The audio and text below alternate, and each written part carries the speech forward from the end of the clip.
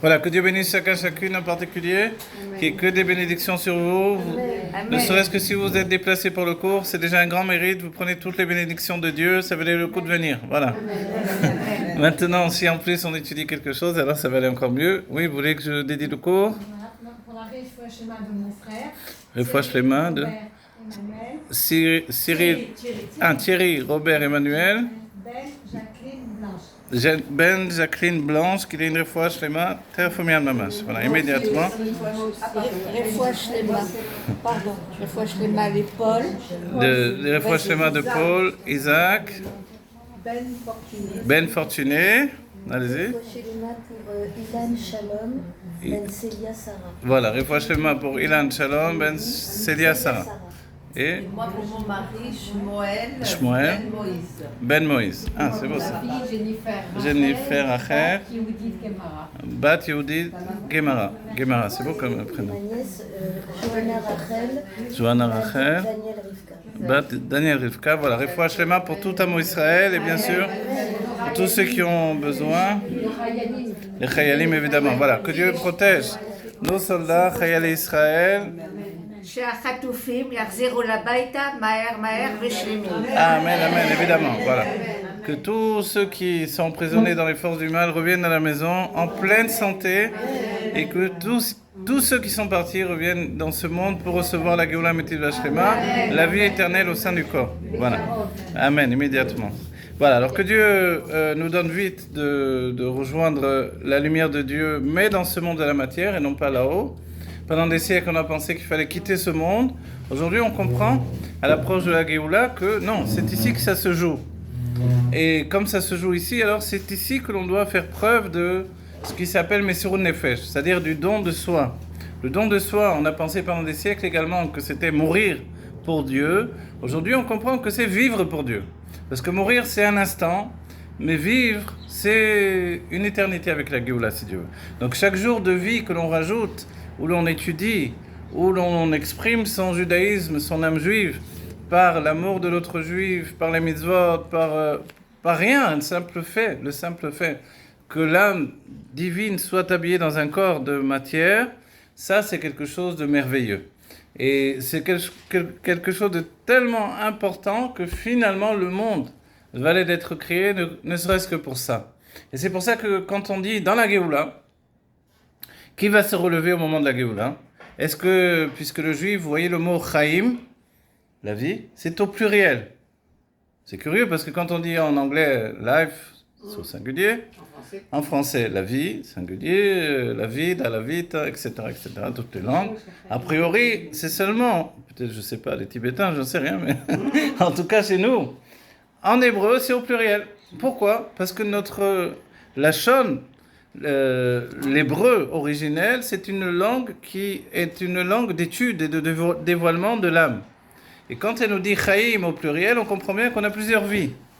D'abord, on a une vie dans le Gan Eden et une vie ici dans ce monde en même temps. Comme on dit en hébreu, 12 manit, vraiment en même temps. C'est bien que quand on fait les mitzvot, le Baal Shem Tov nous fait remarquer que l'on dit au pluriel, Asher Kedishanu, qui nous a sanctifiés, Be mitzvotav, avec tes mitzvot au pluriel, Vetzivanu, et puis on dit la mitzvah, ok. Il dit, mais attends, pourquoi je dis au pluriel, que je vais faire qu'une mitzvah à la fois? Il dit qu'en fait, je fais la mitzvah dans ce monde ici, habillé dans le corps matériel, et en même temps, je l'exécute dans le Gan Eden. Donc vous voyez, on a déjà une double situation. Mais en réalité, l'explication qui vient du Zohar, de la Kabbalah du Hari, et puis d'autres sources, c'est que nous avons plusieurs vies. Nous revenons jusqu'à accomplir notre mission dans ce monde. On revient souvent avec des familles d'âmes, les mêmes associés, associations de bienfaiteurs, on ne va pas dire le contraire, et on revient parce qu'on a déjà fonctionné une fois ensemble, 2 fois, 3 fois, 4 fois. Combien de fois on peut revenir? On peut revenir des tas de fois en fait. 70 fois, 80 fois, 100 fois. On va dire les Gilgulim, les réincarnations. Voilà. Et c'est pour ça que le mot Chaim est au pluriel. Chaim, la vie en hébreu, c'est pas une seule vie. Parce que depuis la faute de Adam Arishon, il y a eu une brisure spirituelle extraordinaire que nous devons réintégrer dans la lumière divine. Et donc, quand on vient dans ce monde-là, les gens pensent que le judaïsme, c'est une religion. C'est pas une religion, le judaïsme. Ce n'est qu'une religion par rapport aux autres religions. Mais en soi, le judaïsme, c'est avoir une âme juive qui a une mission, transformer la matière du monde en élevant des étincelles de sainteté qui étaient prisonnières dans ce monde pour faire que ce monde soit le dévoilement de l'essence de Dieu. On a remonté toutes les étincelles, le Rabbi nous l'a dit. Maintenant, il ne reste plus qu'à faire la notion de ce qui s'appelle un yichud, d'une fusion avec Dieu. Et Dieu, il est pas là-haut dans le monde divin, où ce n'est qu'une éhara, une lueur de Dieu, mais dans ce monde de la matière. Et c'est pour ça que ce monde de la matière est, on dira en hébreu, le plus maftia, le plus étonnant. Il nous étonne toujours, il nous surprend toujours. Et on s'aperçoit quelquefois que l'infini finalement se trouve ici. Comme les sages disent, on voit la mer juste en face, grâce à Dieu, les sages nous disent que à certains endroits, la mer est véritablement infinie.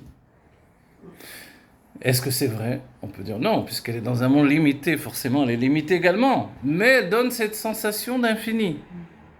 On dit, mais pourquoi la mer a cette sensation d'infini? On dit, mais tu vois pas, c'est une masse immense qui est projetée à des kilomètres et des kilomètres. Ok, c'est vrai. Mais il y a un autre point qui est essentiel, c'est que la mer reflète le ciel. La mer est bleue parce que le ciel est bleu. Mais lorsque le ciel est blanc, la mer est blanche. Lorsque le ciel, on le voit quelquefois ici, il y a des moments où on ne voit plus le lien entre la mer et le ciel, l'interruption. On s'aperçoit que finalement, les eaux d'en haut et les eaux d'en bas se réunissent. La création, Hachem a partagé. Voilà, exactement, les les eaux d'en haut et les eaux d'en bas. C'est la même. Voilà. Et cette couleur du ciel qui se reflète dans la mer nous fait comprendre l'aspect en fait de la création. Et vous l'avez dit, les eaux d'en bas, les eaux d'en haut, on dit que depuis que les eaux ont été séparées, les eaux d'en bas pleurent. Elles se plaignent, elles désirent revoir les eaux d'en haut, elles se lamentent de retourner. On va dire, mais le haut et le bas, c'est pas forcément comme on l'entend, nous, d'une manière géographique.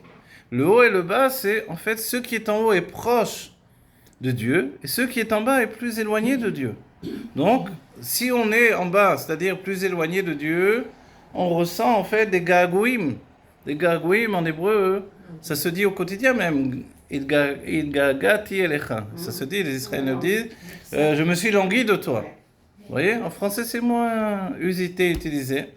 Mais cette notion-là de gagouim, c'est que l'âme se languit. Elle se languit, si bien qu'on donne une image, les sages ont donné une image, ils disent que dans le cerveau du père, même s'il peut arriver quelquefois que le père s'est disputé avec son fils, le fils est toujours dans le cerveau du père et le père, d'une manière tivite, naturelle, il a des gagouim pour son enfant. C'est comme ça. On va dire, mais pourquoi le fils et le père et pourquoi pas la fille? On dit, la fille, c'est un autre lien. Il est dit d'un autre côté que, par rapport au père et à la fille, Abba Yassad Brata. Le père a donné ce qui s'appelle le bassis, Yassad, c'est-à-dire le Yesod, je donne des mots en hébreu pour l'instant, je n'ai pas dit en français, le fondement de la fille. C'est comme, ça se dit pas trop en français, mais si je devais vraiment dire la traduction, le père a fondé la fille. On dit, bon, qu'est-ce que ça veut dire ça en français? On comprend pas trop. Est-ce qu'on comprend mieux en hébreu? Abba Yassad Brata. En fait, alors c'est en araméen d'abord, excusez-moi, mais qu'est-ce que ça veut dire réellement? Ça veut dire qu'il y a un lien particulier entre le père et la fille, plus encore que entre le père et le fils. Vous voyez? Et ce lien particulier, c'est quelque chose qui n'est pas de l'ordre de, on va dire, de l'intellect. Et quand je dis ça, on peut objecter, attends une seconde, parce que les enfants viennent de l'intellect du père. Quand on dit que tout part d'une goutte de semence, mais ça, on peut dire, qu'est-ce que c'est ça? En fait, c'est un petit peu du cerveau qui s'est transporté, transformé, et qui est comme un arbre qui va donner le début de la vie. Et ça, je nous fais remarquer d'une chose incroyable. Ils disent que dans la graine de l'arbre, il y a non seulement l'arbre qui va venir, mais il y a déjà les fruits qui vont pousser sur cet arbre, et même les graines que l'on va prendre dans ces fruits. Vous vous rendez compte? Donc en fait, dans le cerveau du père, il y a déjà tout ça qui est en préparation. Et quand un jeune homme va se marier, c'est pas tout ce qui va lui arriver encore, tout ce qui va lui tomber sur la tête. Il est encore confiant dans la vie, dans son avenir. Et alors, il se dirige vers quelque chose d'extraordinaire.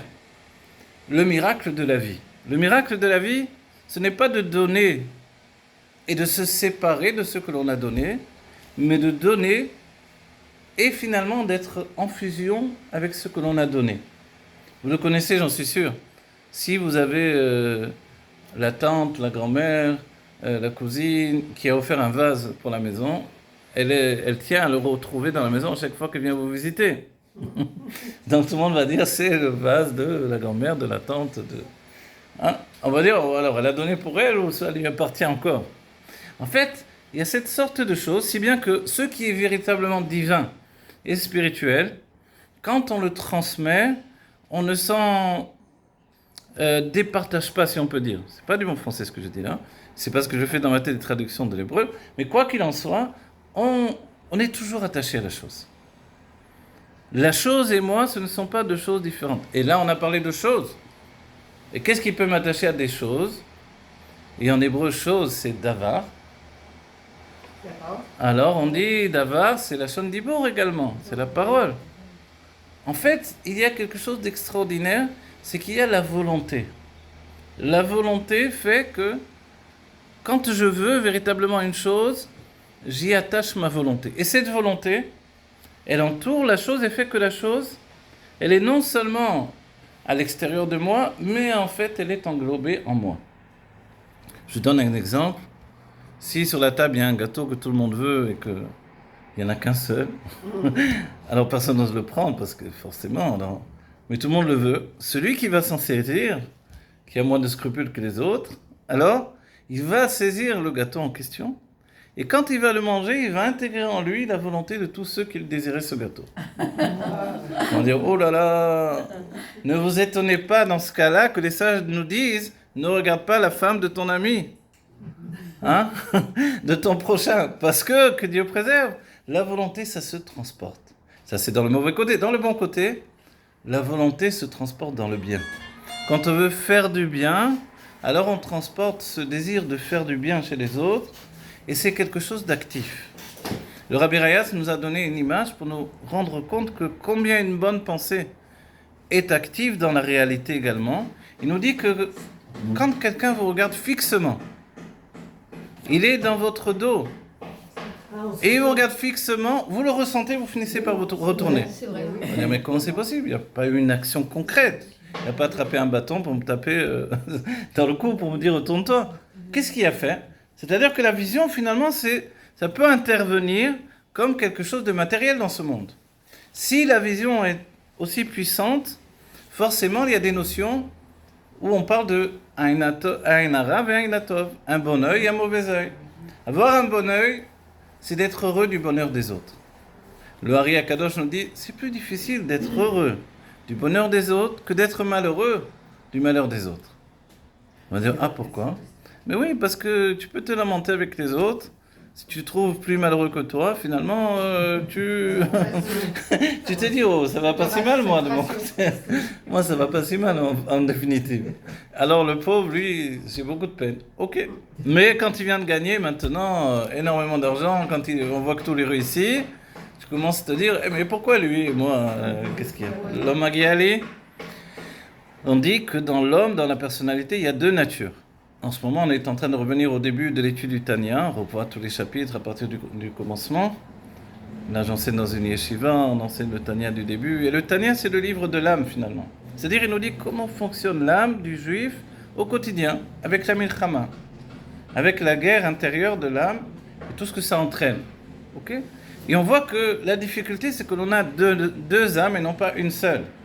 L'image de la Torah, c'est Rivka qui a deux enfants dans le ventre et ils commencent à se battre l'un avec l'autre. L'un veut sortir quand elle passe à côté des maisons d'Avodazara, d'idolâtrie, et l'autre veut sortir dès qu'elle passe à côté des endroits où on étudie la Torah. On se dit, mais qu'est-ce qui se passe? J'ai une dualité que je ne connais pas. On va dire, mais nous on la connaît très bien cette dualité, quel est le problème? En fait, c'est parce que comme c'est une sadéquette, elle ne connaît pas cette dualité-là. Et nous la connaissons. C'est la dualité de deux âmes qui se combattent constamment. L'une est à l'image de Esav, c'est l'âme animale, et l'autre est à l'image de Yaakov, l'âme divine. Ce qui est extraordinaire, c'est que quand on étudie l'âme divine, on apprend que l'âme divine, en fait, elle est appelée vers Nefesh Hashenit dans le Tanya. La seconde âme. Pourquoi c'est la seconde âme, a priori? C'est l'âme divine, c'est ce qui nous caractérise en tant que juifs. Souvent on dit que nous sommes le peuple élu. La véritable traduction, celle-ci est fausse, c'est le peuple choisi, non pas élu. Parce qu'élu, il faudrait des élections. Or, aux élections, les anges se sont opposés au fait que Dieu choisisse le peuple juif. Donc les élections n'ont pas marché en faveur du peuple juif. Et Dieu les a brûlés, il a dit laissez-moi tranquille, je veux ce peuple-là. Mais ils ont été idolâtres comme les autres finalement. Pourquoi les choisir eux? Parce que c'est mon plein libre arbitre. Le libre arbitre, il n'a pas de raison. Il est sans aucune raison. Sinon, il ne s'appelle pas libre. Vous voyez? Il y a un arbitre, mais ce n'est pas un libre arbitre. Il y a un choix, mais ce n'est pas un libre choix. Pour que ça soit un libre arbitre, il faut qu'il soit un choix entier sans aucune raison. C'est comme s'il jaillissait de l'intériorité de l'âme, il se projette et il fait que... C'est ça. Un homme qui choisit sa femme, une femme qui choisit son mari, on ne comprend pas. Pourquoi? On ne comprend pas parce que quand on essaye vraiment d'accommoder les couples, ce n'est pas toujours le plus facile. Mais au-dedans de nous, il y a aussi un couple qui vit de manière éternelle, c'est l'âme animale et l'âme divine. Et comme l'âme divine arrive en second rôle dans l'histoire, finalement, elle trouve déjà quelqu'un qui a occupé la place pendant bien longtemps, pendant 12 ans pour les filles, pendant 13 ans pour les hommes. Et donc, elle est installée. Et l'âme divine arrive, et elle veut s'exprimer, elle trouve tout de suite une opposition terrible. L'opposition, c'est que, en fait, l'âme animale a un associé extraordinaire, c'est le corps.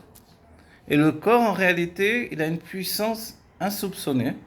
Il est beaucoup plus élevé que l'âme. Mais il ne le sait pas lui-même, et l'âme ne le sait pas encore. Mais quand elle va se confronter au corps, elle découvre que le corps est plus puissant que tout ce qu'elle a déjà connu. Si bien que quand on pense que le corps matériel, qui est fait de chair, dans l'image de la Torah, il est fait de boue, avec de l'argile, Dieu, et de l'eau, il a façonné le corps, il a mis les 4 éléments dans ce corps-là. L'argile, c'est la terre, l'eau, et après le feu, et après l'air, et tous ces éléments réunis vont donner un corps.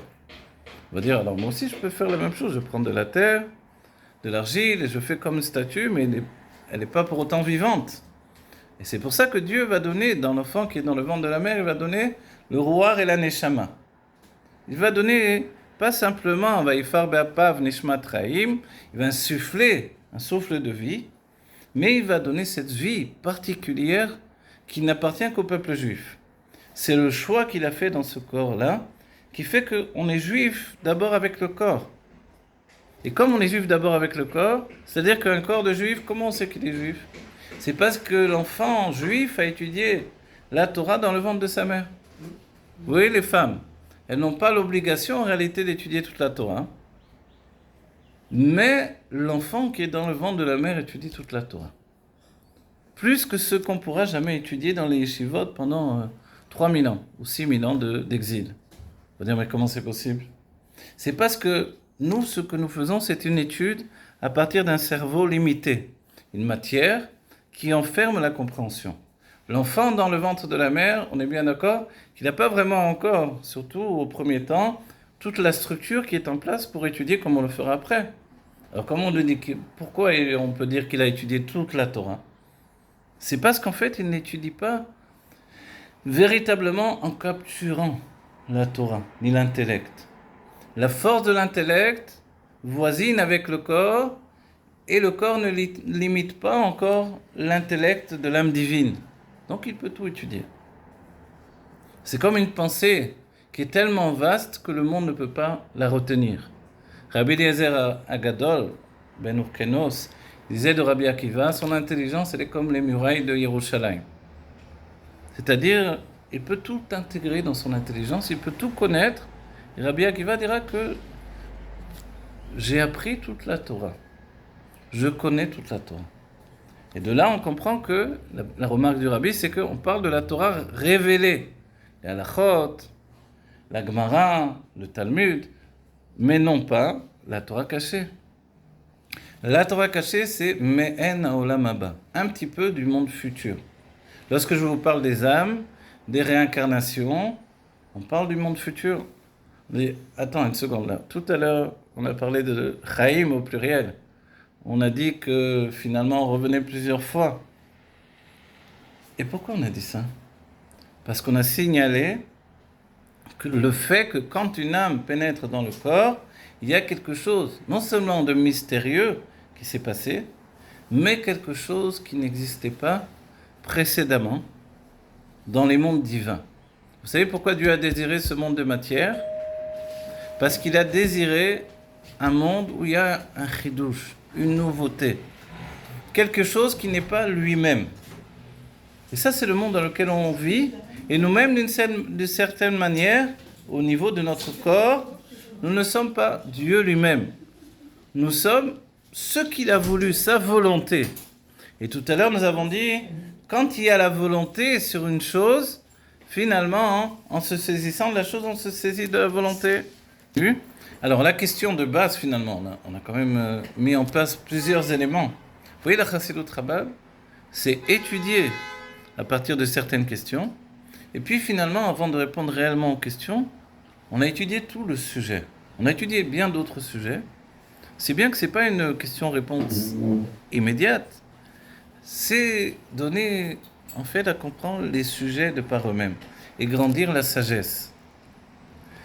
Quand on demande finalement, au moment de la Géoula Amitit de Hashlema, Terefumian Mamash, quel est le corps qui va se relever?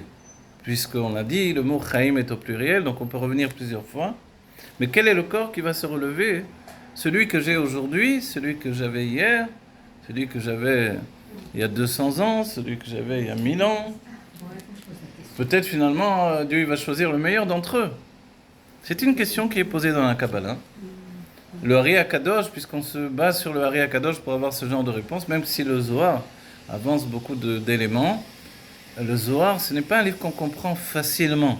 Il faudra attendre le Hari HaKadosh et la Kabbalah du Hari qui est très organisée, et puis la Chassidut Chabad qui donne de l'intellect dans les niveaux de compréhension, on va dire incompréhensibles précédemment. Et tout à coup, on commence à comprendre un petit peu tout ça. Le Hari, quoi qu'il en soit, il fait office de, comme on dit, posek halacha, celui qui dit la chose et qui va trancher. Donc on ne le remet pas en question. Et le Hari nous dit qu'en fait, soit toutes les Gilgulim, toutes les vies passées vont se lever, soit seulement les vies où il y a eu une réparation. A priori, il tendrait beaucoup plus dans l'idée de vie où il y a eu une réparation. Qu'est-ce que la réparation? Par exemple, ma vie est basée sur le fait de construire une âme. On a dit donc le mot vie en hébreu c'est au pluriel. Donc l'âme elle-même elle a plusieurs parties, lesquelles possèdent plusieurs parties. Je vous donne tout de suite l'exemple.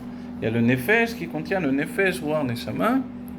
Après il y a chaya yichida, mais ça on va dire c'est plutôt de l'ordre du cadeau divin. Mais nous notre travail se fait sur le nefesh, ruach, neshama, qui correspondent à l'action de Torah et Mitzvot. Le nefesh, le ruach, ce sont les sentiments, l'amour et la crainte de Dieu, et la neshama, c'est la compréhension du divin. Quand on dit l'amour et la crainte de Dieu, ça inclut l'amour et la crainte de l'autre juif. Vous voyez? On va dire, mais je ne vais pas avoir peur de l'autre juif quand même. Tu dois avoir peur de le blesser, peur de lui faire du mal inutilement, etc., etc. Ok, donc on comprend mieux ce qu'est l'amour et la crainte que je possède.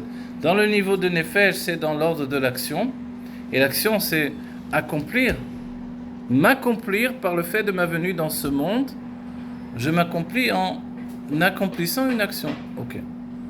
Mais en réalité, puisque je dois tout construire, tous les niveaux, que tous les niveaux possèdent tous les niveaux, on comprend bien que je ne peux pas faire tout ça en un seul jour. Mais à chaque fois, j'ai réussi à compléter un niveau.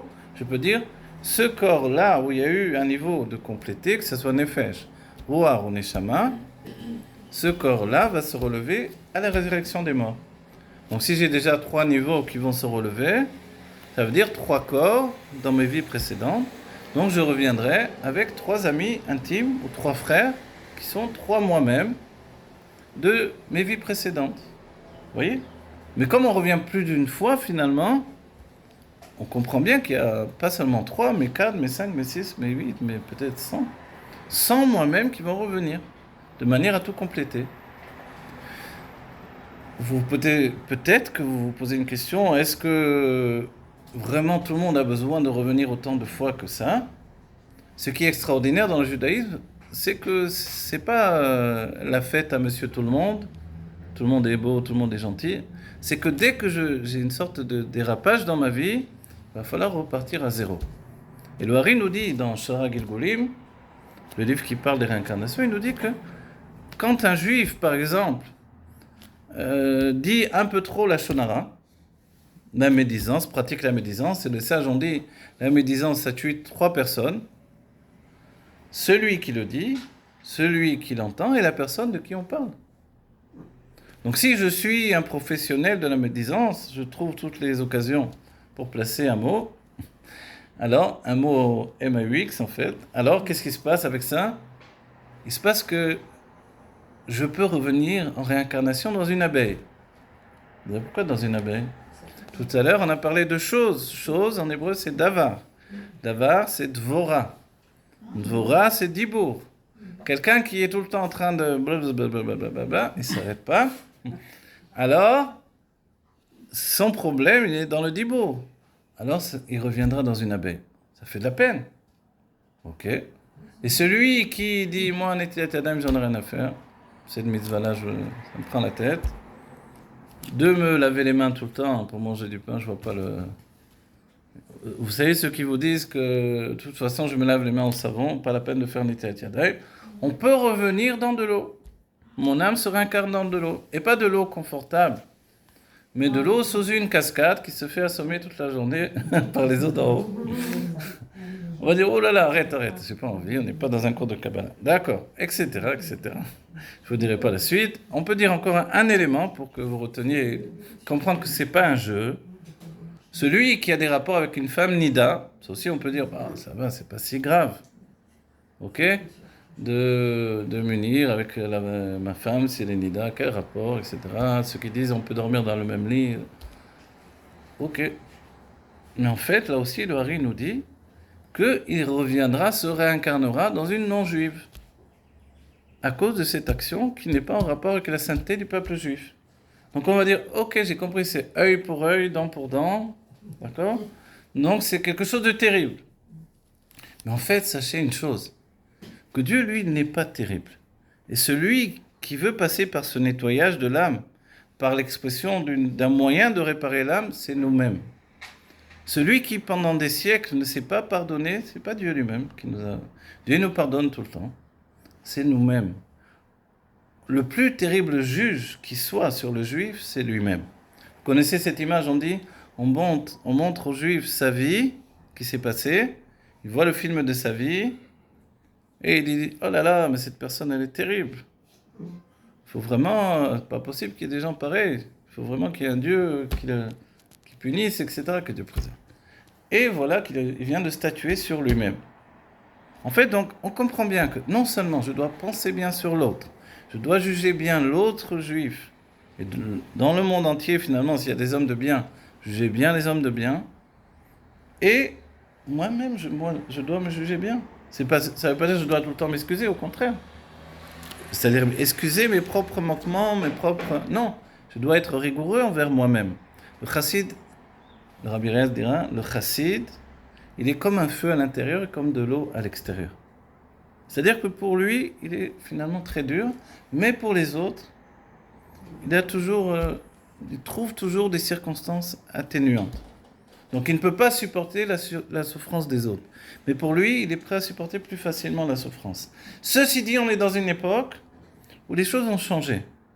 Si je comprends bien que ce que me dira le Rabbi Lanmor Amsaï, le deuxième Rabbi de Lubavitch, Rabbi Dovber, il nous dira que, en fait, l'aspect du divin qui s'appelle la royauté divine, qui va nous juger à Rosh Hashanah, elle n'est pas de la rigueur, comme on l'entend.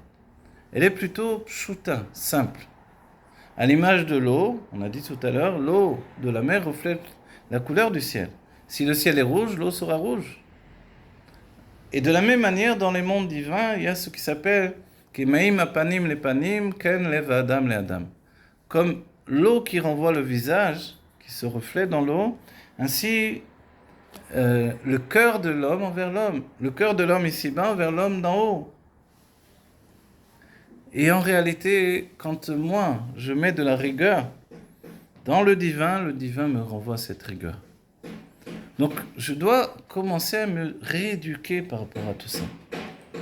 Et c'est tellement difficile que la vraie raison, la plus profonde, qui a occasionné que je revienne tellement de fois dans mon judaïsme, c'est pour finir, on va dire, je ne sais pas si en bon français, mais je vais le dire comme ça, pour finir de devenir indulgent. Je dois devenir indulgent envers les autres et finalement même envers moi-même. Le Rabbi Rayatz dira, ma mitzvah c'est ve'afta l'eracha kamocha, tu aimeras l'autre comme toi-même, et il dira, en fait je ne sais pas du tout m'aimer. Le problème c'est que je n'ai pas un véritable amour pour moi-même. Le Baal Shem Tov avance une chose, il nous dit, mais le juif ne s'aime pas suffisamment. S'il s'aimait véritablement, il ne se laisserait pas aller comme ça dans sa vie quelquefois. Donc il aurait plus de fierté pour lui-même et plus de soucis à se faire du bien tout le temps et à vouloir le meilleur pour lui-même. Et le Rabbi Rayatz continue, nous dit que quand je vais apprendre, quand je vais aimer l'autre, je vais dévoiler un véritable amour pour l'autre juif, en retour je vais apprendre à m'aimer, puisqu'il est dit ve'afta l'eracha kamocha. Tu aimeras l'autre comme toi-même, mais moi je ne sais pas m'aimer correctement. Donc de là je vais apprendre à m'aimer moi-même. Et là, c'est une nouvelle, finalement, façon de regarder le judaïsme par rapport à un aspect intérieur qui n'était pas mis en éclairage dans les siècles précédents. C'est-à-dire que quand le rabbi nous dit, dans notre génération, nous sommes tous des tzadikim, on va dire, bon, ça va, des tzadikim, aujourd'hui, il y a des mifsaïm, donc il y a des anachot, comment on dit en français, des réclames, les prix sont tombés plus bas, etc. Ok. Mais en fait, ça dépend de ce qui s'appelle les Ene Aeda, les yeux de la génération, de la manière dont les yeux de la génération nous voient, ainsi nous serons. C'est-à-dire que quand les sages nous voient comme des tzadikim, nous sommes des tzadikim. Vous avez vu aujourd'hui, on regarde à droite, à gauche, on ne voit plus tellement des tzadikim, vers lesquels on se rend et qui nous réconfortent, etc. Les tzadikim sont cachés aujourd'hui. On a dans l'esprit Baba Saleh, on a le Rav Sharabi, et bien sûr le Rabbi Melech HaMashiach, mais voilà qu'ils se mettent en retrait pour nous laisser exprimer que Vamer Kulam Tzadikim. C'est-à-dire que dans un monde où on ne voit plus de nos yeux les tzadikim, alors nous sommes tous des tzadikim. Ce sont même dans la halakha. Si tout le monde est impur, tout le monde est pur. Vous voyez? Si finalement il n'y a plus de tzadikim, alors nous sommes tous des tzadikim. On va dire, bon, mais c'est Bediavad, c'est un petit peu tiré par les cheveux. Non, parce que la manière dont je regarde le juif, c'est moi qui le hisse, qui vais le monter au niveau du tzadik. Et tzadik, maintenant, on va dire, mais c'est quoi vraiment d'être un tzadik? Dans le Tanya, on a la grande difficulté de comprendre qu'est-ce qu'un tzadik. Tzadik, c'est avant tout tzedek, la justice. Dans la justice divine, quand une génération comme la nôtre fait Torah et Mitzvot, alors que rien n'oblige à exécuter Torah et Mitzvot, alors que finalement on n'a pas du tout les grands dévoilements qu'il y a eu à la sortie d'Égypte et dans d'autres époques, alors que finalement on a l'air d'être un petit peu abandonné, que l'exil continue et que la Géoula qu'on nous a promis n'est toujours pas arrivée, alors nous sommes des tzadikim. C'est-à-dire, quand je vous regarde, là, on voit que des tzadiket, Vesrut, Nashim Tzidkaniyot, du mérite des femmes, qui sont des tzadiket, en fait, la Géoula va venir. Et aujourd'hui, on a un élément qui se rajoute au mérite des femmes, c'est l'étude de la Torah. Quand on revient en arrière avec toutes les choses qu'on a mis en avant, on se dit, mais attends, mais pourquoi les femmes auparavant n'étudiaient pas la Torah? Ou quand elles le faisaient, souvent, elles le faisaient en cachette. Il y a eu des grandes érudites dans le peuple juif, la femme de Rabbi Meir, les filles de Rashi qui mettaient les tefilines. Pourquoi les femmes ne mettent pas les tefilines? Quand je me suis rendu chez les militaires, il y avait beaucoup de filles aussi. On a vu beaucoup de filles sont parties à l'armée, plus que jamais. Hein. Et pas simplement dans les bureaux, sur le front.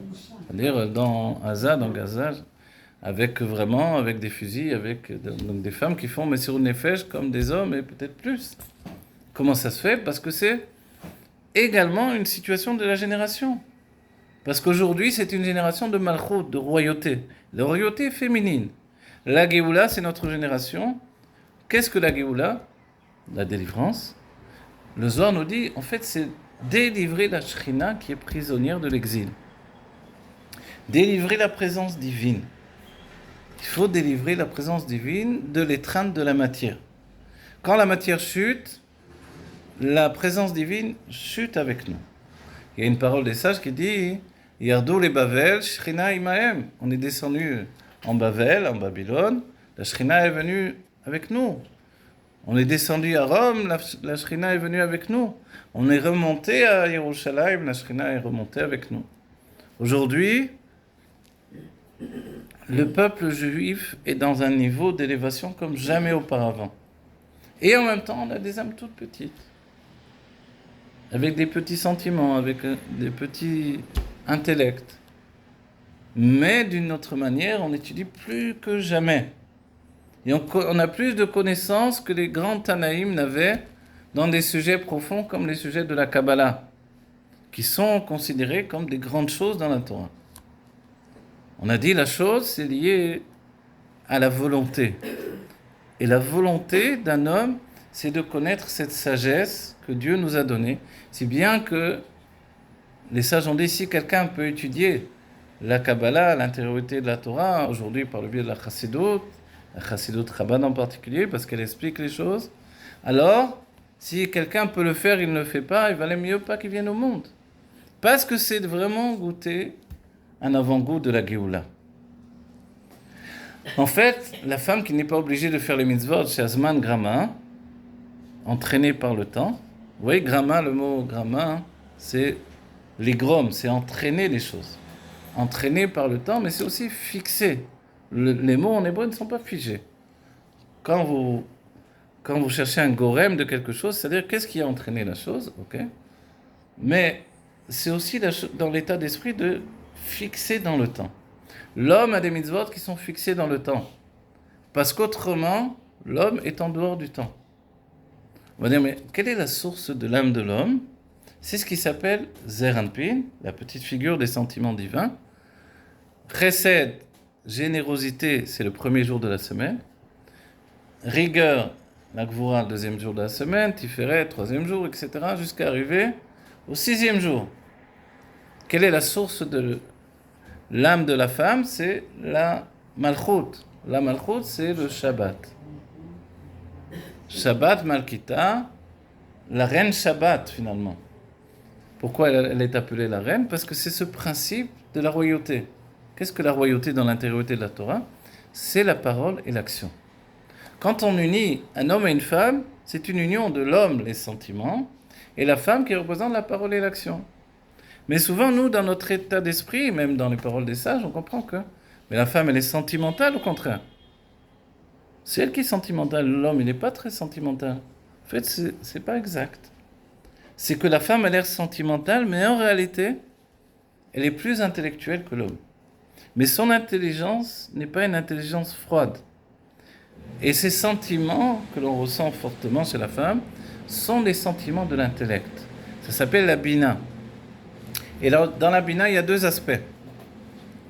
Il y a l'aspect de la bina qui veut dire à la base comprendre, réfléchir.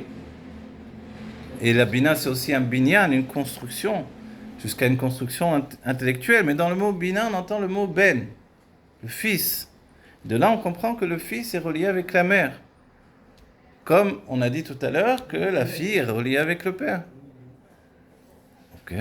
Mais la bina, c'est le niveau le plus haut qui est en elle. C'est la belle musique, merci beaucoup. Alors voilà.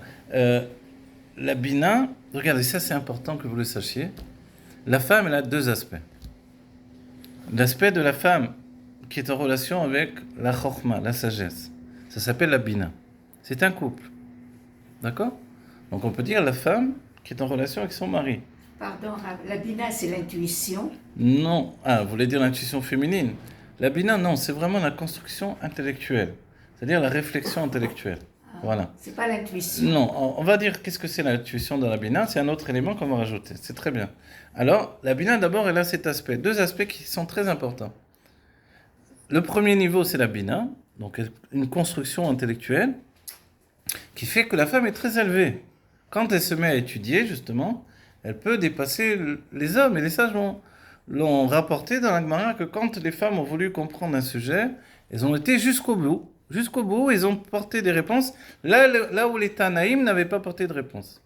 C'est-à-dire les plus grands sages qui avaient, voilà. On se dit, mais comment c'est possible? On dit d'abord parce que il faut patlo, là où la personne est vraiment prise, concernée par la chose, alors c'est tout à fait différent. C'est-à-dire que vous, quand vous étudiez la Torah, quand vous enseignez la Torah, est-ce que ça vous concerne ou non? C'est-à-dire que, par exemple, si le Rav il enseigne la Torah, mais ça ne le concerne pas, il va s'ennuyer lui-même. Mais si, quand il part, ça le concerne, il est intégré dans ce qu'il dit, ça lui apprend des choses à lui-même, au moment où il les développe, alors c'est une Torah de partage.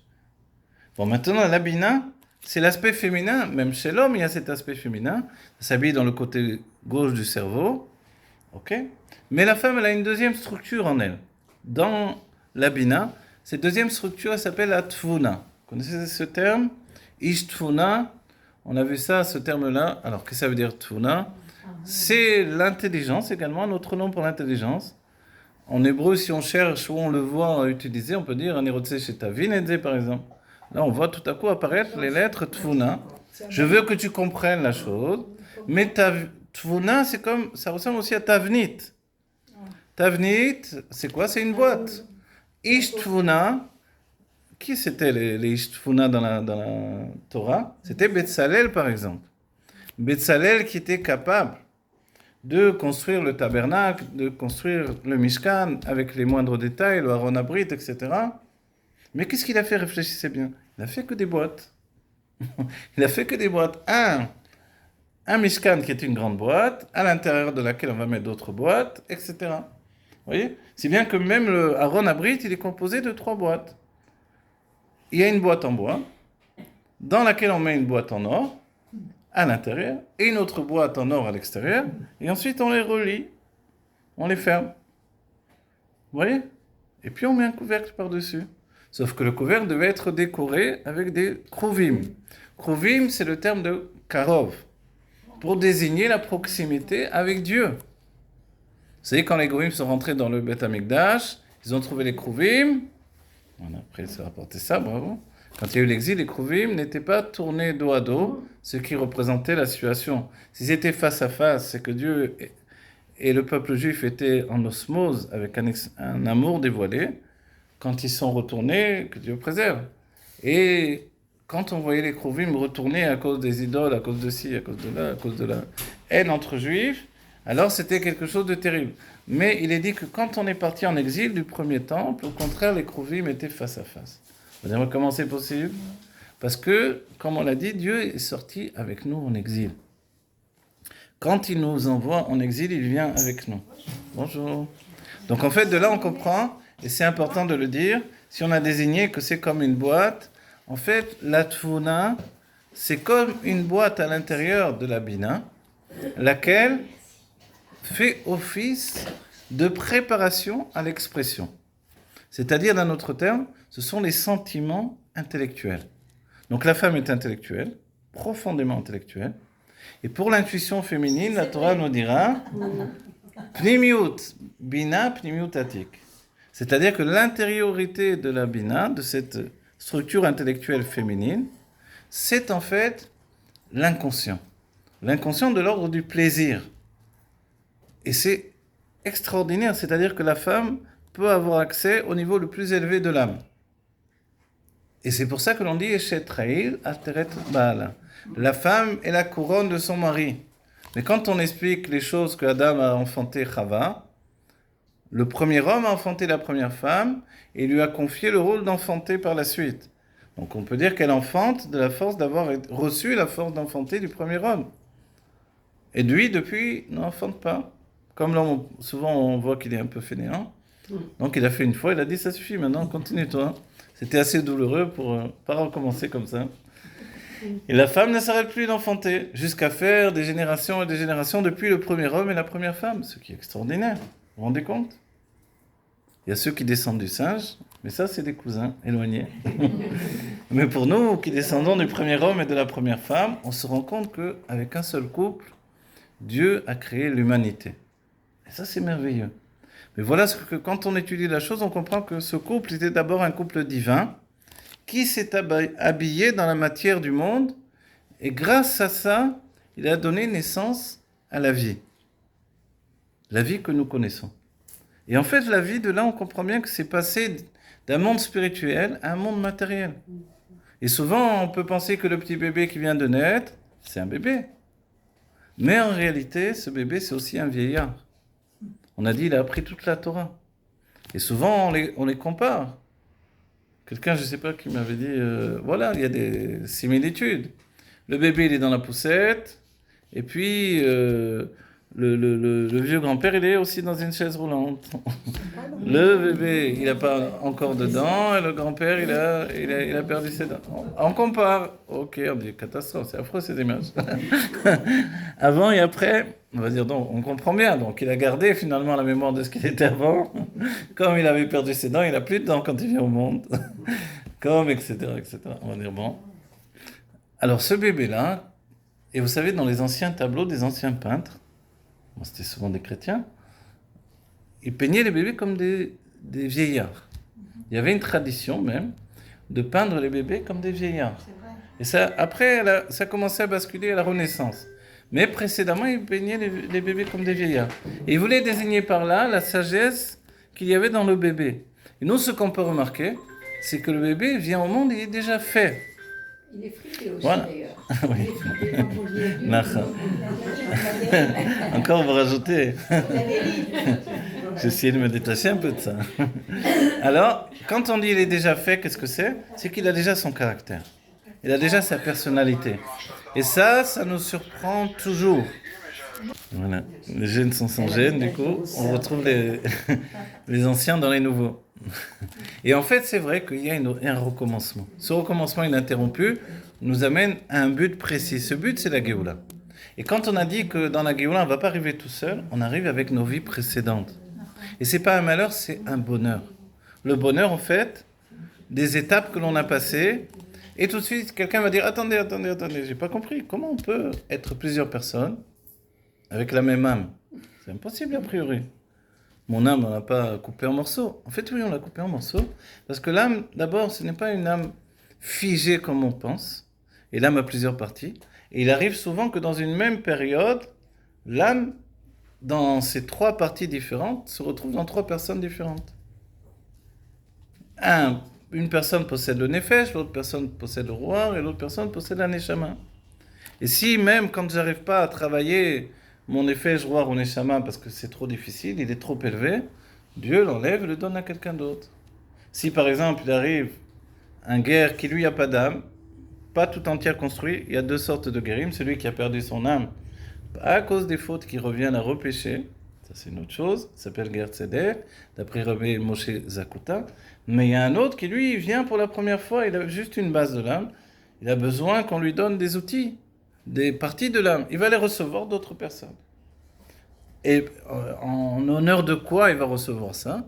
Parce que les autres personnes n'arrivent pas à travailler leur âme. Et lui, il a besoin d'une âme. D'autres parties d'âme qu'il n'a pas, on va lui donner les parties des autres et il va travailler pour eux. Ça vaut le coup. Il travaille pour vous. Et vous, en plus, vous le trouvez antipathique.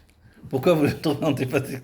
Parce qu'il a une part de votre âme, alors ça vous embête inconsciemment. Vous le trouvez antipathique. Non, si on a fait tchouva, mais même si on a fait tchouva, c'est-à-dire que d'Afka, justement parce qu'on a fait tchouva, il y a quelquefois des niveaux de l'âme qui sont trop élevés. Mais ce que je vous dis là, c'est plus précisément pour les hommes que pour les femmes. Et ça répond à votre question. Pardon. C'est-à-dire, oui, je vous pardonne, dites-moi. Pardon. L'âme se réincarne jusqu'à ce qu'elle atteigne le sommet de la pureté. Voilà, le sommet de la pureté, le sommet de l'efficacité dans le service de Dieu. Vous voyez? Et t'as rien mis. Alors on répond, ça rejoint. Toutes vos questions ne sont que questions. À la manière d'un Noazakan. Non, c'est un travail, c'est pas un cadeau. Non, personne ne veut revenir. Après, on donne un coup de pied, on dit descend parce que sinon, ça va aller mal. Alors, on descend finalement. En fait, il y a deux choses. On veut descendre parce qu'on comprend qu'on ne peut pas là-haut. Entre chaque vie, regardez, je vous donne l'explication du système. D'abord, la réponse de la question. Est-ce que les femmes se réincarnent? C'était une question que les kabbalistes ont posée. Vous êtes habitués, j'ai déjà répondu à cette question. Mais la réponse des kabbalistes, au final, c'était que non, les femmes n'ont pas besoin de se réincarner. Parce qu'elles n'ont pas besoin de faire toutes les mitzvot et d'apprendre toute la Torah.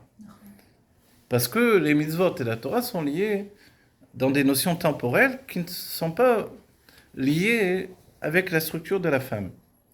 Ok, on va dire d'accord, mais pourquoi est-ce que donc elles reviennent pas? On va dire oui, elles reviennent quand même. Alors pourquoi elles reviennent dans ce cas-là? Elles reviennent pour aider leur mari à obtenir leur réparation. Ok.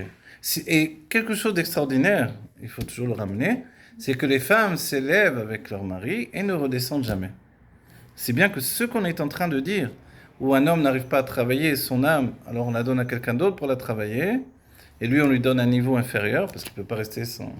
S'il a le nefesh, il lui faut le rouar. Vous voyez, s'il a le rouar, il lui faut la neshama, il faut une âme entière. Donc on lui donne des niveaux inférieurs pour qu'il puisse travailler à un niveau inférieur. Ça, on parle d'une personne qui ne veut pas suffisamment travailler ou qui n'a pas encore les forces de travailler. Parce que le secret de l'homme, c'est qu'il peut s'élever et qu'il peut chuter. Donc il vient pour réparer, en attendant il a oublié pourquoi il était venu et il chute. Aujourd'hui, je signale quand même, je souligne, tout ce que l'on apprend là, c'est pour connaître la Torah, pour nous donner la connaissance suffisante pour comprendre que dans la Géoula, il va y avoir une richesse immense. Nous allons tous revenir dans la Géoula, et le Rabbi, au bout du compte, il nous dit, chaque fois qu'une âme juive s'est habillée dans un corps, c'est une nouveauté sans précédent, et c'est un chidouche donc, et comme il est dit que c'est un dévoilement de l'essence de Dieu qui s'est fait à ce moment-là, et quand on se saisit un petit peu de l'essence, alors je dis en hébreu, Kol tofes mi ha'etzem tofes bekulo. Celui qui se saisit un petit peu de l'essence, il la tient tout entière. Donc en fait, chaque corps de chaque juif peut se relever. Et ça, c'est ce qui va se passer dans la Géoula. Donc c'est une raison de plus de vouloir la Géoula, ne serait-ce que pour découvrir ma famille d'âme. En dehors du fait que cette famille d'âme, elle avait aussi une famille. Un père, une mère, un frère, une sœur, etc. Des cousins. Donc ça va faire une énorme famille pour chaque juif. Il va avoir sa famille d'âme, plusieurs vies, et en plus la famille, les familles de la famille d'âme. Vous comprenez? C'est-à-dire que moi j'ai ma famille aujourd'hui. Mon père, ma mère, mes frères, mes sœurs. Mais dans la vie d'avant, j'avais aussi mon père, ma mère, mes frères, mes sœurs. Et dans la vie d'avant, j'avais mon père, ma mère. C'est comme le Facebook. Voilà. Mais là, c'est des amis vrais. C'est des vrais amis. C'est pas juste des smileys ou des pouces comme ça en l'air ou en bas. Non, c'est des vrais amis. Et c'est des vraies familles d'âmes. Et on se rend compte qu'on va revenir. Oui, d'âmes, oui, c'est très important. Vous comprenez? Voilà. Des vraies familles d'âmes et de neshama. Voilà, j'essaie de vous traduire en français le maximum, sinon on parle en anglais. Voilà, l'âme sœur, voilà. L'âme sœur, mais c'est encore un secret, ça. Ok, on revient avec tout. Vous avez compris qu'est-ce que ça veut dire, cette histoire-là? Moi, il y a un truc qui m'échappe un peu. Dites-moi, rien qu'un truc, hein? Oui, Il y avait quelqu'un, on m'avait dit une histoire. Il y en a, il a visité toute la NASA, en effet. C'est bon, ça vaut... Exactement, C'est bien. c'est bon. À la fin, il dit, mais excusez-moi, mais ce petit bouton rouge, il sert à quoi? Il dit quoi? Tu as tout compris, il y a le petit bouton rouge, il te tracasse. Alors, Alors voilà, je voulais savoir, puisque l'essence va se dévoiler à travers le corps, c'est-à-dire Oui. le corps va se dévoiler. Alors les âmes, l'élévation de ces âmes dont vous parlez, Oui. elles seront alimentées par le corps. C'est ça? Oui, ça c'est très important, exactement. C'est pour ça qu'on a dit tout à l'heure que l'âme s'aperçoit que le corps lui est supérieur. Elle ne peut pas le savoir. Parce qu'on peut dire les choses, on peut les étudier. Mais on dit « En chacham kebal anisayon ». Il n'y a de sage que celui qui a passé une épreuve. On a beau étudier les choses dans les livres, ce n'est pas comme de les vivre. Vous voyez, j'apprends le code de la route, mais la première fois où je rentre dans la voiture, je commence à chercher où sont les pédales, quoi. Alors, ça c'est... Vous voyez? Mais lire des livres, les étudier, ce n'est pas la vraie vie. La vraie vie, c'est rentrer dans une réalité. Vous voyez? Donc on peut faire des plans sur la comète, mais il faut finalement passer par la réalité. Si bien que c'est la raison pour laquelle on est revenu tant de fois que ça. Alors là, pour Et- la Géoula, oui. excusez-moi, Je vous pour excuse, la oui. Géoula, les âmes vont se dévoiler avec le niveau qu'elles avaient et Exactement. elles seront alimentées par le corps. Voilà, C'est exactement. Ça, donc l'élévation va se Et faire. l'élévation, voilà. C'est-à-dire que le point d'élévation du corps n'est pas comparable au point d'élévation de l'âme. Puisqu'on parle de ça et c'est très important. Oui, c'est une question de femme, c'est pas étonnant. Vous savez que de manière générale, dans le Zohar, il est dit que Avram Avinu est comparé à l'âme et que Sarah est comparée au corps. Et qu'on dit que Sarah était tellement belle que les autres femmes à côté d'elle étaient comme des singes. C'est vrai. Tellement elle était belle. Mais elle-même, par rapport à Chava, elle avait l'air d'un singe. Pour dire comment Chava était belle. Mais Chava, par rapport à Adam Arishon, avait aussi l'air d'un singe, tellement lui, il était beau par rapport à elle. On va dire, alors, c'est juste un point de vue, cette beauté-là. Et en même temps, c'est une beauté perfection. Et souvent, dans mes cours, pour, on va dire, encourager et faire comprendre, parce que dans notre vie au quotidien, souvent on se dit, mais regarde la tête que j'ai. On se regarde dans la glace ce matin, on dit, oh là là, quelle tête aujourd'hui. Et il y a votre femme à côté qui dit, hier c'était pas mieux, hein. C'est la même tête. Ou les femmes qui n'aiment pas que on leur fait un compliment. Ah voilà, tu es belle aujourd'hui. Ah bon, hier j'étais pas belle, voilà. Oh là. Merci pour Ça te va bien le maquillage? Ah, parce que sans maquillage j'étais pas belle, voilà, etc. Bon, on dit, oh là là. À tous les coups on perd. Ok. Mais en vérité, ce que je veux vous dire là, c'est que la beauté, c'est aussi une union entre l'âme et le corps. Aucun de nous ne peut atteindre la beauté et perfection de Yosef Hatzadik, de Rachel Imanu, de Sarah Imanu, de Chava et de Adam Arishon. On ne la possède pas aujourd'hui parce que nous sommes des anciennes âmes. Quand nous sommes venus, moi je dis pour moi, la première fois que je suis venu, je n'avais pas cette tête-là. Petit à petit, j'ai pris des coups à droite à gauche, je l'ai mis en vie, et voilà le résultat. Vous comprenez bien. Mais quand même, je vous fais remarquer que quelquefois, et c'est souvent flagrant chez les hommes, quand ils sont jeunes, au début, ils peuvent être beaux, mais après, petit à petit, ils sont moins beaux. Et c'est seulement quand ils vieillissent qu'ils deviennent plus beaux. Assez curieusement. Vous voyez comment ça se fait, cette histoire-là? C'est en fait l'équilibre entre l'âme et le corps. On est souvent en lutte contre nous-mêmes, contre notre aspect. Et quand on arrête la lutte, on commence à trouver un équilibre de plus en plus grand entre l'âme et le corps. Et cet équilibre-là fait que on devient beau. Vous voyez? Vous prenez, des fois on le voit chez les chanteurs, parce qu'on les voit beaucoup les chanteurs. Les chanteurs chassidiques, quand ils étaient jeunes, ils n'étaient pas beaux. En vieillissant, ils deviennent plus beaux. Vous voyez? Donc en fait, la beauté que nous pouvons atteindre, c'est ça que je veux vous dire, c'est l'acceptation d'abord du visage que nous avons. Le Tzemar Tzedek, le troisième rabbi de Lubavitch, nous dit, tu veux voir ton âme, regarde ton visage dans le miroir. Ah bon? Quel rapport? Mais en fait, oui, le vêtement du corps, il est comme un aspect, il est plutôt comme un gant que comme des moufles, vous voyez? Les moufles, ils n'ont pas la forme du doigt. Mais quand je mets des gants, pour qu'ils soient vraiment en ma taille, il faut qu'ils épousent vraiment les doigts, vous voyez? Et en fait, le corps est un vêtement essentiel de l'âme. Donc en fait, quand je m'aime pas, c'est que je n'aime pas mon âme. Je dois accepter mon visage et aimer de plus en plus mon âme. Vous connaissez l'histoire, il y avait le mari, il était dans le lit avec sa femme, tout est bien normal, et puis il y a l'ange de la mort qui vient le chercher, il sursaute, il dit qu'est-ce qui se passe? Il vient chercher lui. Et il dit qu'est-ce que tu fais là? Il dit je viens chercher ta Neshama. Il se retourne vers sa femme et lui dit Neshama chérie, et je m'échoue, Neshama chérie, il y a quelqu'un pour toi. Non, ça c'est la blague sympathique. Mais en vérité, on est attachés l'un et l'autre. L'homme et la femme sont attachés. Et même quand, peut-être une vie entière, on est disputés, on ne se parle plus, en réalité, on est quand même un couple. Et ça, c'est extraordinaire. Vous voyez? On est quand même un couple. Ah, les femmes, elles soupirent. Et ce couple-là, il n'est pas un couple dévoilé aux yeux du monde. Parce que d'abord, dans le judaïsme, on n'a pas l'habitude de s'embrasser devant tout le monde, etc. Les grandes... ok. Donc c'est pas parce qu'on les voit pas s'embrasser, s'enlacer, c'est qu'eux, ils s'aiment pas. Vous voyez? Et la pudeur, c'est très important finalement. La pudeur chez une femme et la pudeur chez un homme aussi. Souvent, on oublie de nous dire que de la même manière qu'une femme doit être pudique, un homme doit être pudique également. Vous voyez? C'est-à-dire qu'on ne doit pas se promener à la maison tout nu devant ses enfants et devant tout le monde. Non, on doit faire attention d'être pudique. Parce que le corps, si on lui met des habits, c'est pas pour juste le réchauffer. C'est pour le préserver de tout ce qui s'appelle les forces du mal. Mais c'est quoi les forces du mal aujourd'hui? Nous, on ne veut pas qu'on nous dise des histoires de monstres terribles. Non, les forces du mal aujourd'hui ont pris un aspect psychologique.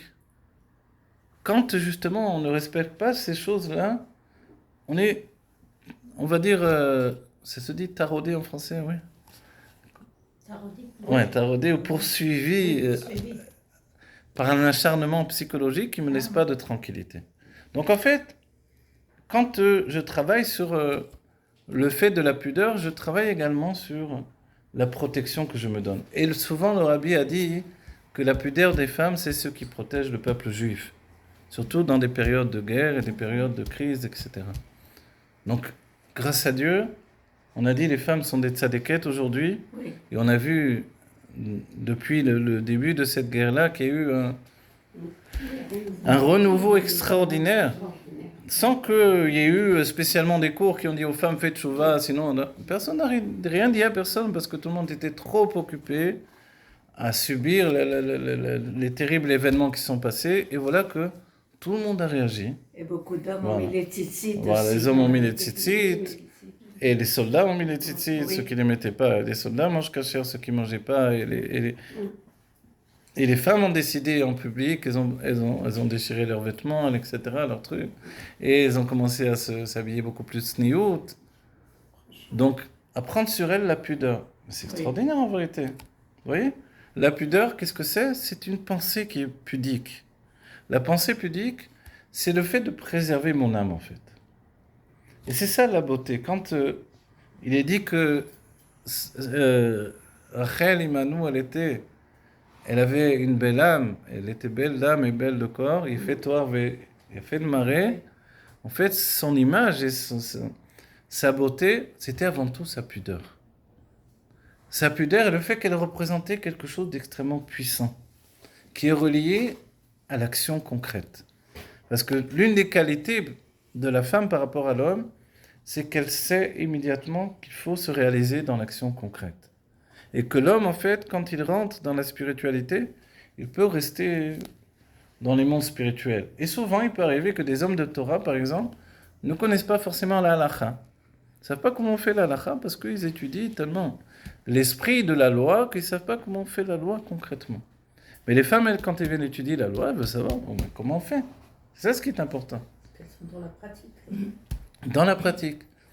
Et de là, on comprend que quand Yaakov a vu Rachel, qu'est-ce qu'il a vu en elle? La force de se concrétiser. Donc en fait, l'homme va donner à la femme ses sentiments, et elle va lui donner la parole et l'action.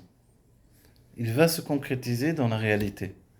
Mais comprenez que tout notre travail dans ce monde, c'est d'exécuter les mitzvot et de dire de la Torah jour et nuit. Et dire de la Torah, ça protège. Quand on va dans la rue et que on dit de la Torah, ça protège autour de nous. C'est-à-dire, vous avez quelqu'un qui passe et dit des Mishnayot par cœur.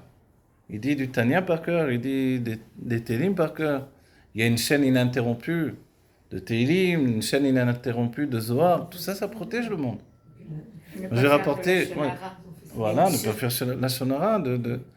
J'ai rapporté quelquefois que j'avais un ami qui m'avait dit qu'il avait été appelé au 770, dans l'étage du haut, donc où il y a le bureau du Rabbi Rayat. On lui a dit de venir pour compléter un minyan pour dire le Kaddish. Il est monté là-haut, et on lui a dit, attends, on finit, et on va dire le Kaddish. Qu'est-ce qu'il finissait? En fait, il disait du Zohar. Chez le Rabbi, sans qu'on le sache, il y avait des vieux chassidim qui disaient du Zohar de manière ininterrompue. Et comme ça, en fait, le Zohar protège le monde. Malgré qu'on ne comprend pas toujours. Si vous le laissez aller, évidemment, c'est beaucoup plus de l'aspect masculin, mais quand on se laisse aller à lire du Zohar, lire, je vous dis, c'est-à-dire, même si on ne comprend pas, qui plus est, il est en araméen, même si l'araméen du Zohar est plus facile que celui de la Gemara, alors, en fait, c'est une telle sainteté que ça purifie l'air autour de nous. Et vous comprenez que finalement, ce qui est autour de nous, ce n'est pas simplement de la lumière, du vent, de l'air, ce sont aussi des influences. Quelquefois, on ne peut pas expliquer pourquoi on se sent soucieux, on n'est pas bien, on a une mauvaise impression. On ne peut pas l'expliquer, c'est-à-dire que notre esprit nous dit, mais attends, mais tout va bien, qu'est-ce qu'il y a? Pourquoi je suis inquiet? Pourquoi ça ne va pas? Pourquoi... Il y a tellement de forces qui sont en lutte les unes avec les autres. Et ces forces-là ont un but unique aujourd'hui, apporter la Géoula Amétit V'Ashlema. Et nous participons à cette lutte, une lutte intérieure et une lutte extérieure pour apporter la Géoula Amétit V'Ashlema. Alors Aline, elle a dit une chose magnifique, c'est que dans la Géoula, c'est le corps qui va vitaliser l'âme, pas l'âne, l'âme, la neshama. L'âme est vitalisée par le corps. Ça veut dire quoi? Comment c'est possible? En fait, l'âme, jusqu'à présent, elle rentre dans le corps, elle le vivifie, elle le vitalise. Mais on pose une question simple. Déjà dans le Torah, on le retrouvera dans les écoutés Torah même. Donc les écrits de Admor HaZaken nous dit, mais comment ça se fait? Puisque l'âme est tellement élevée, et que d'entre les règnes de la vie, il y a le minéral, le végétal, l'animal, et puis ensuite il y a le médaber, l'homme. Comment ça se fait que l'homme est obligé de se nourrir du minéral, du végétal, de l'animal, pour rester en vie et recevoir de la vitalité? Mais en fait, les autres niveaux n'ont pas forcément besoin de lui. C'est-à-dire que dans la nature, les règnes de vie vivent sans l'homme et ils vivent très bien. Pourquoi l'homme, lui, il est tributaire de tous les éléments qui lui sont inférieurs? Et s'il ne les absorbe pas en lui, en fait, il perd toute vitalité. Et l'explication, c'est que la source de ce qui est tombé plus bas vient d'un niveau beaucoup plus haut. Et de là, on comprend également que le corps, qui nous est apparu comme inférieur à l'âme pendant des siècles, vient en réalité d'un niveau beaucoup plus haut que l'âme elle-même. Et comme le corps vient d'un niveau beaucoup plus haut, l'âme qui vient vitaliser le corps ne parvient pas à le vitaliser totalement. C'est une sorte de vitalité qui est incomplète, parce que le corps est trop puissant pour l'âme, donc le corps ne peut recevoir sa vitalité que d'éléments qui lui sont à proximité. Et c'est la nourriture. La nourriture et le corps viennent tous deux d'un monde qui s'appelle le monde du Tohu. Ils sont attachés à l'essence de Dieu, et en réalité, ils se nourrissent de ça. Et l'âme elle-même, en fait, elle ne peut pas vitaliser totalement le corps. C'est bien que si un corps est sans tête à ne pas servir, à ne pas vouloir faire la volonté de l'âme, il peut lui résister très fortement. Et quelquefois, on dira d'une personne, elle voulait faire bien, mais il y avait en elle quelque chose qui l'empêchait d'y arriver. On a dit ça pour Esav, vous vous rappelez? Esav, on a dit la tête de Esav était bonne. Mais au niveau du corps, il était tellement tourmenté par son corps, tellement tiré vers le bas, qu'il n'y arrivait pas. Si bien qu'à la fin, c'est sa tête qui a roulé, on lui a coupé la tête, et la tête a roulé dans la mer Atamerpela, et on dit qu'Yitzhak a ouvert les mains, il a pris la tête. On dit pourquoi il a pris la tête? Donc la tête est dans les bras de Yitzhak, parce que la tête était bonne. Mais dès qu'on passait la nuque, il n'arrivait pas à concrétiser son désir. C'est bien que dans la Chassidoute, on dira que quand dans le ventre de la mer, Esav voulait sortir pour les maisons d'idolâtrie, il voulait aller là-bas pour réparer la chose, leur faire tchouva. Des fois, pour faire rigoler la galerie, je disais, c'est comme quelqu'un, il veut aller en boîte de nuit pour faire tchouva à tous les juifs. Mais il rentre là-bas, on lui donne un verre de whisky, une bonne musique, et puis il a oublié depuis longtemps. Il a oublié pourquoi il était venu, quoi. C'est un peu comme ça, et ça, vous comprenez? Il y en a qui ont réussi, grâce à Dieu. On dit du Rav Mazuz qui faisait ça à Paris, il allait dans les boîtes de nuit, etc. Donc c'est pour ça qu'il arrive ici à fonctionner, avec une ambiance de boîte de nuit où tout le monde boit beaucoup, etc. Il arrive à tenir et à transformer, à aider les Juifs à avancer. Vous voyez? Donc, mais tout le monde ne peut pas faire ça. Et ça, il n'y arrivait pas en tout cas. Comme il a dit, Voilà. il cherchait, et là, on Là, comprend elle la- cherche la simcha et elle va la trouver dans les endroits que c'est plus facile. Voilà, exactement. C'est vrai, le Rabbi a dit, l'âme cherche la joie, et et là, que ça on soit comprend- Simchat Torah ou un autre jour, cette joie, ce désir de joie, il va la chercher autre part. Vous voulez poser? Et là, on comprend l'importance de la cacheroute. Ah, voilà. On a l'importance de la cacheroute parce que ce c'est que l'on le corps. mange devient notre corps, exactement. Exactement. C'est pour ça que le Rabbi a dit également pour les bébés, pour les petits-enfants, on ne fait pas de concession. Parce que l'enfant, en fait, on a dit, c'est pas juste un petit bébé qui vient d'arriver au monde. Donc on dit, c'est pas grave s'il ne mange pas caché, qu'est-ce qu'on s'en fiche? On dit, non, le rabbi a dit, non, c'est très grave. Mais pourquoi c'est très grave? Et parce que cette âme-là, elle est ancienne. Elle a des vies et des vies derrière elle pour arriver à un aboutissement. Et toi, tu lui donnes, dès le début, tu l'enchaînes, en fait, avec tu lui mets une chute. C'est comme tu lui mets des boulets au pied.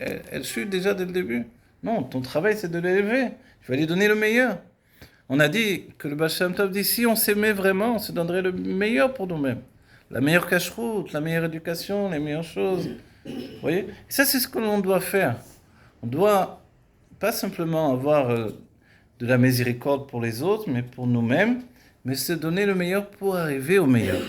Pour exécuter la volonté de Dieu et transformer le monde. Par la joie, pas avec les reproches, pas avec des... Non, on n'a pas besoin de reproches. On a dit, le juif fait tout ce qu'il fait par son plein libre arbitre. Personne ne l'oblige à rien. Il y a eu un éveil du peuple juif aujourd'hui, par la guerre, malheureusement, c'est arrivé de cette manière-là. Le derrière du rabbi de la chassidoute, la chassidoute c'est le Baal Shem Tov au point de départ, c'était que les juifs reviennent à Dieu dans la joie et dans le plaisir. S'il arrive des catastrophes pour nous faire revenir à Dieu et prendre retrouver la conscience que nous sommes juifs, et la conscience, on peut dire qu'on peut traduire psychologiquement l'âme comme une conscience finalement. Donc la conscience juive, c'est l'âme juive. Tout à coup, je redécouvre que j'ai une âme juive. Et les juifs, dans la détresse, se retournent vers Dieu automatiquement. On leur a pas fait un cours, vous savez, quand ça ira mal, retournez-vous vers Dieu. Non, c'est automatique. Parce que Dieu se trouve en eux. Il le cherche à Voilà. l'intérieur. Et parce que nous sommes en Dieu. Et comme nous sommes en Dieu, dès qu'il y a quelque chose qui me rattache avec l'essence de mon âme, j'exprime ce qu'il y a de plus profond en moi, et automatiquement Dieu apparaît. Et ceux qui disent non, moi je ne crois pas en Dieu, et souvent moi je cite dans les cours quelque chose d'important. Je me rappelle quand j'avais ouvert un séminaire de jeunes filles, une jeune fille vient me voir et me dit je viens étudier chez vous, mais je vous préviens, je ne crois pas en Dieu. Je dis c'est pas grave, du moment que Dieu croit en toi, c'est bon. Et en vérité, pourquoi j'ai dit ça? Parce que la croyance, la foi, la émouna en hébreu, c'est pas quelque chose de tangible. C'est pas quelque chose que l'on maîtrise. C'est quelque chose qui est comme vaporeux, vous voyez, une essence. C'est un makif, quelque chose qui m'entoure, qui est inconscient.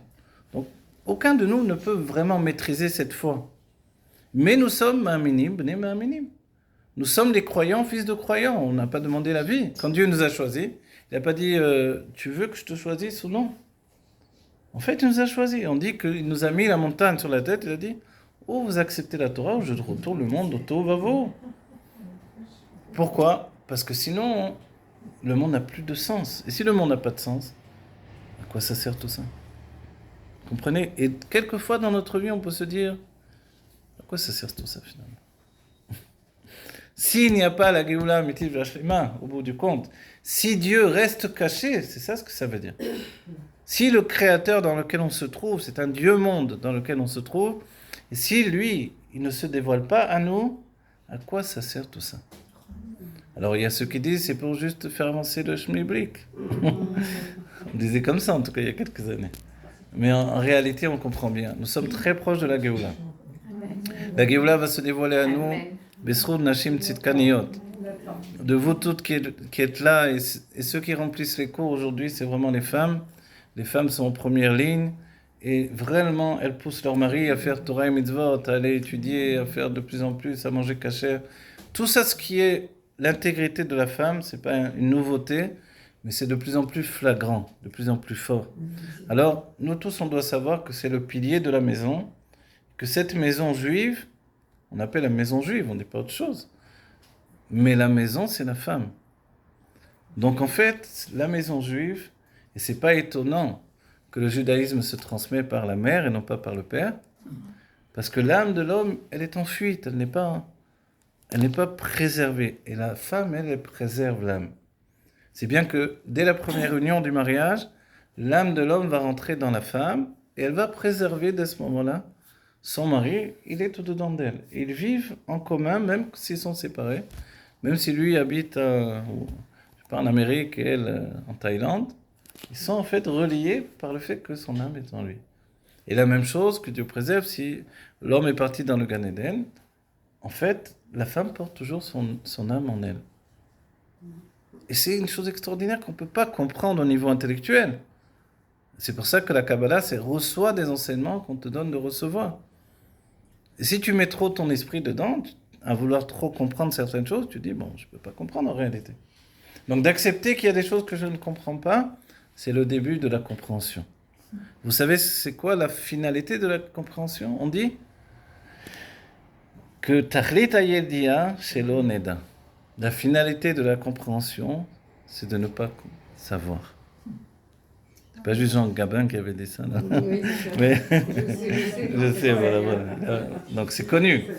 Mais dans la Torah, on l'avait dit depuis. Je sais, mais en fait, je sais. Dans la Torah, on l'avait dit depuis des siècles. Quand on commence à étudier, on croit qu'on connaît tout. On en connaît des blancs-becs comme ça, ils arrivent, voilà, l'orgueil personnifié. Mais après, quand on continue à étudier, on fait des erreurs, et là on apprend, on voit qu'on n'avait rien compris, on recommence. Et des livres, et des livres, et des textes, au bout du compte, on comprend que on ne sait plus rien. Et que toutes les visions, tous les enseignements sont vrais. Voilà, qu'on évite la Géoula Amitid V'Ashlema, notre chemin, notre course vers la Géoula, elle se termine, si Dieu veut, aujourd'hui. Vous êtes tous invités au vol sur les nuages vers le Beth Amikdash, de votre plein gré, avec tout votre cœur, et c'est avec une grande joie.